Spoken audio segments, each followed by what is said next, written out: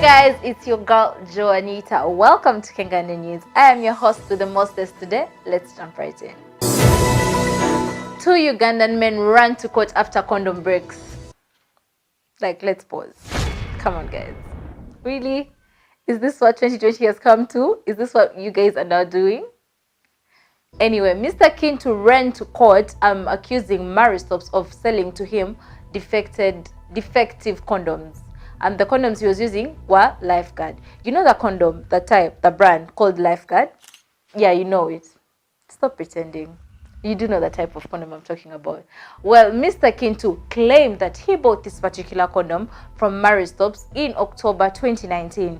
Then the next month that followed in November, he actually found out that he was HIV positive, which goes to say that the condom he used didn't work. So he is suing Maristops for 19 million Ugandan shillings. He wants Maristops to give him the Ugandan shillings because apparently the disease he contracted, the HIV is contracted, after contracting it, he actually spread HIV to the wife.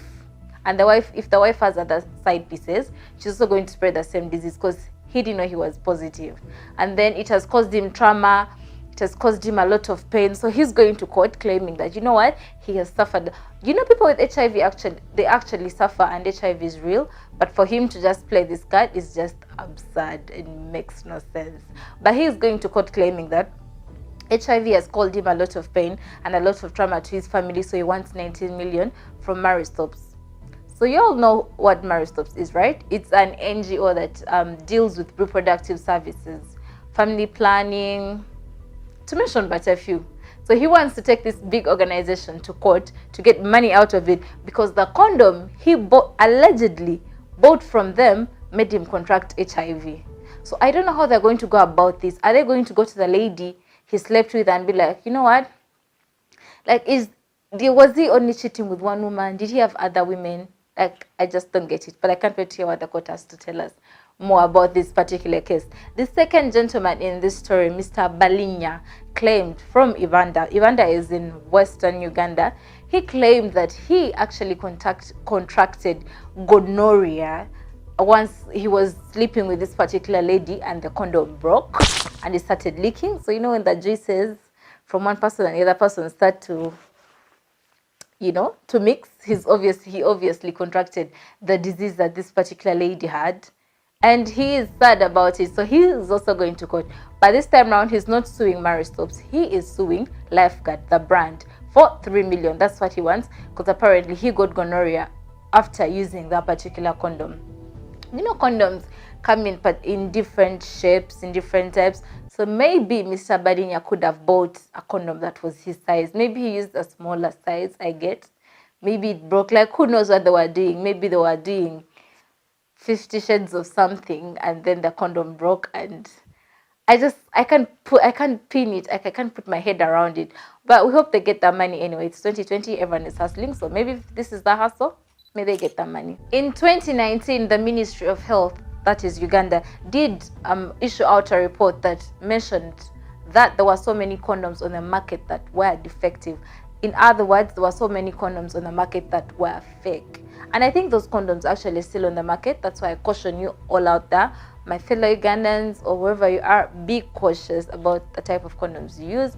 Be cautious, be proactive, be self-aware. Do not just use any condom that you come across.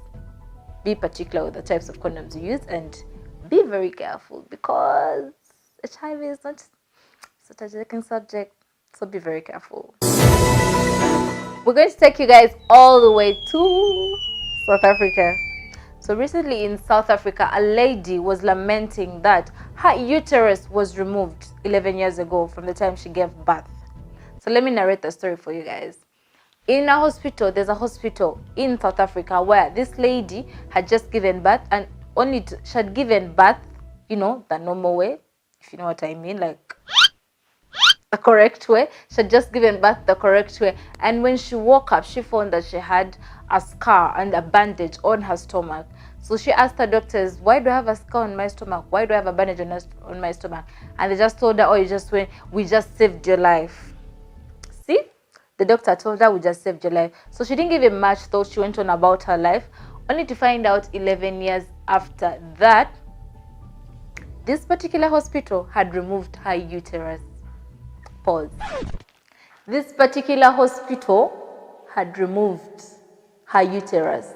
Like, you know, the uterus is the womb, the everything. The uterus is the one supposed to help you give birth, like reproduce, like get a child. So basically this hospital just decided, you know what, let's remove this uterus. When she went back to the hospital, she went to the Ministry of Health in South Africa and also got some people to go back to the hospital and actually inquire on about what happened. They found that exact doctor who told her that saved her life, and he just told her he did it because they told him that it was the only way they could save her life. Explain to me how removing a uterus is saving someone's life. Yes, she's supposed to give life using that same organ. It makes no sense. And this is like a violation of women's rights. She did not sign any consent form. Her mother did not sign any consent form. But the hospital claims that the mother and the daughter both signed consent forms for her uterus to be removed. She narrates how she remarried and tried to conceive and tried to have kids, and she couldn't.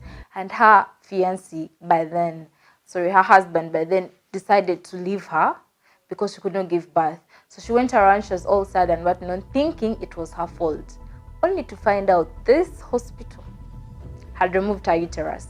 And she wasn't the only woman that done this to. That done this to 49 other women during that period of time. So she is suing the hospital, asking them why would they do that? Why would they take out her uterus? Why would they do it without her consent? I think most of these hospitals need to be held accountable for the things they do, because you do not just wake up one morning and decide, you know what, let's take away your right to be a mother. That is violation of that lady's rights, and that it's just violation of rights. It's just absurd, and it's not right. That's it. There's no way around it, and I hope this hospital actually comes to court and they're held accountable for it, because that's just basic wrong. Tell me what you think. That's all we had for today. Please make sure you get back to us in the comment section and let us know what you think. And while you're doing that, please do subscribe to Kenganda. And I repeat, please do subscribe to Kenganda. Follow us on our Instagram pages. Let us know what you think. We love to interact with you on all our platforms. I'm your host, Jodita. Till next time.